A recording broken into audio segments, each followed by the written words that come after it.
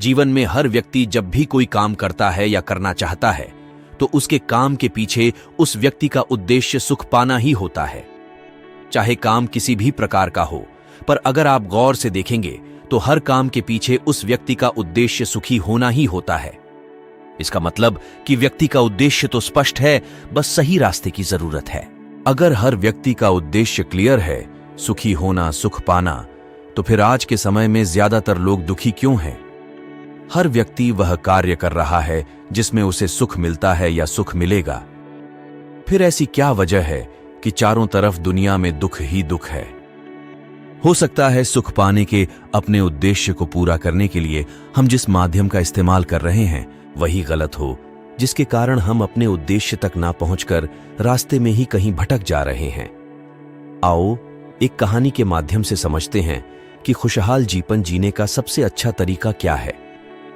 राहुल नाम का एक लड़का जिसकी उम्र लगभग 23 वर्ष है, उसके जीवन का उद्देश्य एक सरकारी नौकरी पाना है, क्योंकि उसे लगता है या उसे ऐसा विश्वास है कि अगर वह सरकारी नौकरी उसे मिल जाती है तो उसके जीवन से सभी दुख हमेशा के लिए समाप्त हो जाएंगे और उसका जीवन खुशियों से भर जाएगा। अपने इस लक्ष्य को अपने जीवन का अंतिम लक्ष्य बनाकर राहुल कड़ी मेहनत करता है और अपने जीवन के करीब 5 वर्ष इस लक्ष्य की प्राप्ति के लिए समर्पित कर देता है। इन 5 वर्षों में राहुल ने अपने उस नौकरी के बारे में बहुत सारे सपने भी सजा लिए थे। वह सोचता था कि नौकरी मिल जाएगी तो हमारी गरीबी मिट जाएगी, हमारे पास घर हो जाएगा, गाड़ी हो जाएगी, समाज में स्टेटस हो जाएगा और सबसे मुख्य बात कि मैं सदा खुश रहूंगा। और फाइनली एक दिन ऐसा आ ही गया जब उसे कड़ी मेहनत करने के बाद वह नौकरी मिल गई। उसकी खुशी का कोई ठिकाना ही नहीं रहा। वह बड़ा खुश हुआ जैसे कोई मणि मिल गया हो।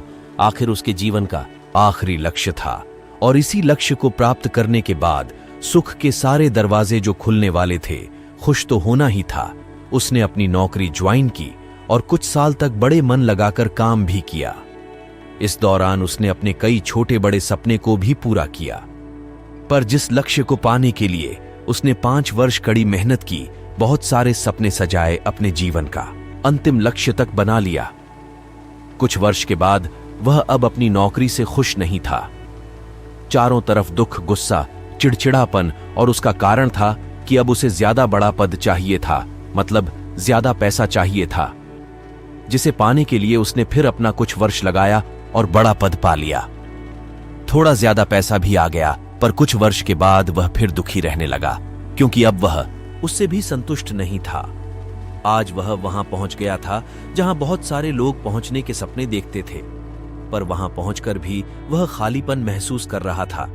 बल्कि वह जो पीछे मुड़कर देखता था तो जब नौकरी के लिए प्रयासरत था, उस समय उसका व्यवहार भी अच्छा था, दिमाग भी थोड़ा ठंडा रहता था, क्रोध भी कम करता था। लेकिन आज के समय चिड़चिड़ापन, छोटी छोटी बातों पर गुस्सा करना जीवन में किसी से भी संतुष्ट नहीं था और इनसिक्योरिटी की भावना से भरा हुआ था। दुख तो निरंतर साथ चलता गया, समय के साथ बढ़ता चला गया। जैसे समय के साथ इच्छाएं बढ़ती चली गई, जैसे समय के साथ इच्छाएं, क्रोध, भय बढ़ता चला गया, उसी प्रकार दुख भी बढ़ता चला गया। चूंकि राहुल थोड़ा समझदार भी निकला, उसने अपने इस भागम भाग वाले में से थोड़ा टाइम निकालकर अपने इस जीवन को थोड़ा सा ब्रेक दिया और आत्मनिरीक्षण करने लगा। सोचने लगा कि गलती कहां पर हो रही है। मैंने अपने जीवन में जो जो लक्ष्य बनाए सब प्राप्त कर लिए, फिर भी मैं खुश नहीं हूं। इसका मतलब जरूर इस लक्ष्य प्राप्ति के लिए मैंने जिन माध्यमों का इस्तेमाल किया, जैसे नाम, पैसा, पद इत्यादि, कहीं ना कहीं यह वह माध्यम नहीं है जो मुझे मानसिक शांति और सुख प्रदान कर सकें। क्षणिक सुख जरूर उनसे मिल सकता है। अब राहुल बहुत निराशा से भर गया और सोचने लगा कि उसने अपना बहुत सारा समय और जीवन बर्बाद कर दिया।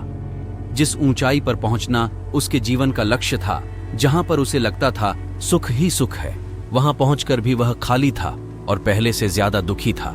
राहुल ने अपने अगल बगल लोगों को देखना शुरू किया। उसने पाया बहुत सारे लोग ऐसे हैं जिन्होंने अपने जीवन के लक्ष्य को पा लिया और वह भी दुखी है, और बहुत सारे लोग ऐसे हैं जो उस लक्ष्य को पाना चाहते हैं और वह इस कारण दुखी है।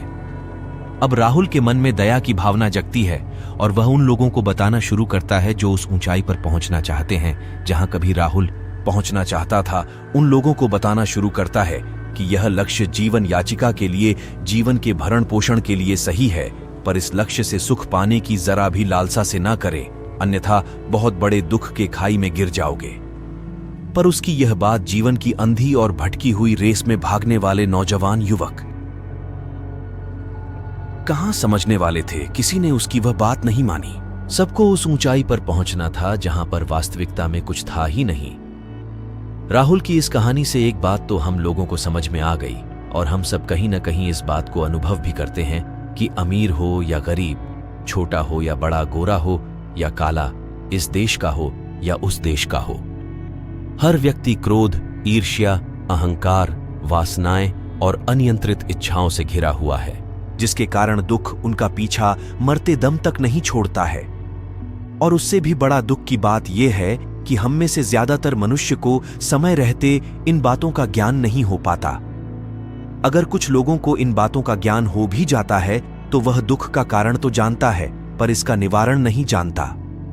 जो व्यक्ति दूसरी कैटेगरी में आता है, मतलब जो व्यक्ति दुख का कारण तो जानता है पर उसको कैसे अपने से दूर कर सके, कैसे अपने शरीर में लिपटे हुए इस सांप को अपने से अलग कर दें, उसकी विधि नहीं जानता। वह व्यक्ति पहले वाले कैटेगरी के लोगों से, जो लोग यह जानते ही नहीं कि वह दुखी है क्यों, और पूरा जीवन दुख ही दुख में बिता देते हैं, इन लोगों से दूसरे कैटेगरी के लोग थोड़ा बेटर लाइफ जी पाते हैं। वह व्यक्ति यह तो जानता है कि मेरे अंदर अनियंत्रित क्रोध, अनियंत्रित वासनाएं, अनियंत्रित इच्छाएं, ईर्ष्या, अहंकार, ये पांचों चीजें हैं, तो मैं जीवन में कहीं भी रहूं, किसी भी उम्र का हो जाऊं, पर मैं भीतर ही भीतर जलता रहूंगा, अपने भीतर अशांत रहूंगा, मेरा मन हमेशा व्याकुल ही रहेगा। अब बात करते हैं इसके निवारण का। भगवान गौतम बुद्ध ने संसार में जब चारों तरफ लोगों को दुखी देखा, हर व्यक्ति चाहे वह जिस भी वर्ग का हो, वर्ण का हो, जाति का हो, स्वयं गौतम बुद्ध भगवान भी बुद्ध बनने के पहले एक राजा थे, उनके पास सब कुछ था, फिर भी वह दुखी थे।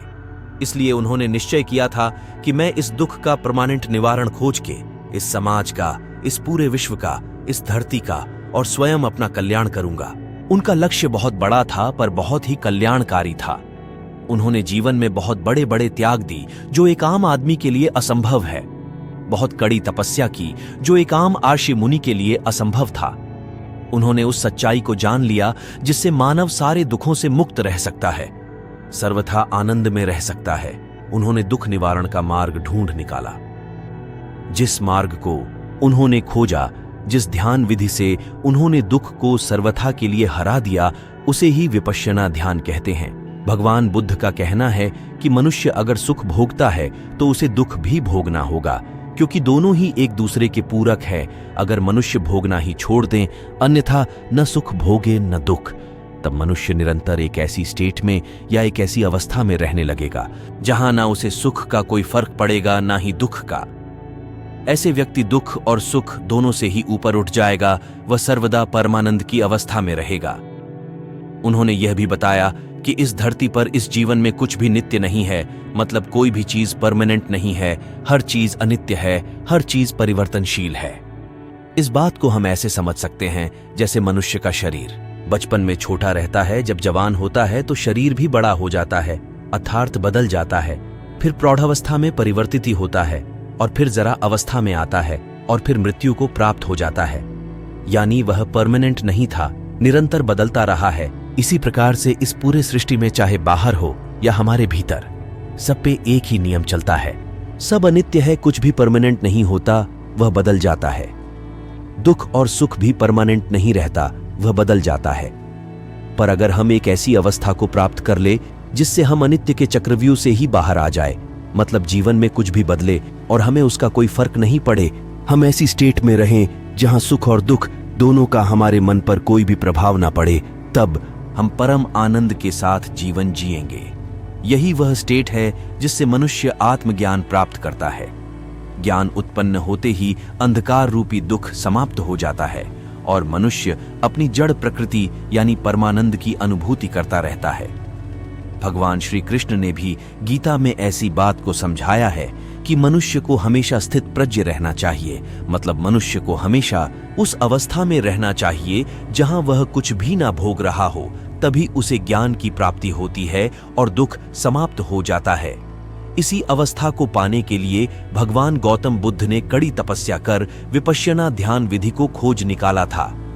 विपस्सना ध्यान आज भी बहुत सारे शहरों में और देशों में अपने मूल रूप में, अर्थात जैसा भगवान गौतम बुद्ध के समय में था, उसी रूप में विपस्सना ध्यान सिखाया जाता है। आज के समय में जहां सारे प्राणी दुखी हैं, उन सबका मंगल करने के लिए यह ध्यान विधि आज भी उपलब्ध है। बस हमें ध्यान विधि को जानकर इसे अपने जीवन में उतारना चाहिए।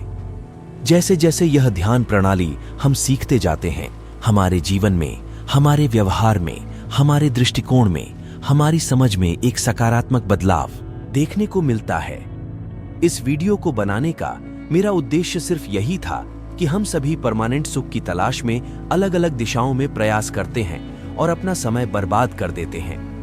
मेरा प्रयास यह है कि इस वीडियो के माध्यम से बहुत सारे लोग जीवन की गहराई को और दुख के कारणों को समझें और उसके निवारण की तरफ अग्रसर हो। इसी आशा और इसी उम्मीद से मैंने इस वीडियो को बनाया है। दोस्तों, मुझे आशा है कि इस वीडियो से आपको कुछ सीखने को मिला होगा। वीडियो को अपने परिवार और दोस्तों को भी शेयर करना और एक लाइक भी कर देना, मुझे मोटिवेशन मिलेगा। और चैनल पे नए हो तो सब्सक्राइब भी कर लेना, ताकि जब भी नई वीडियो आए तो उसका नोटिफिकेशन आपको मिल सके। तो आज के लिए बस इतना ही। मैं मिलूंगा आपसे अगले वीडियो में।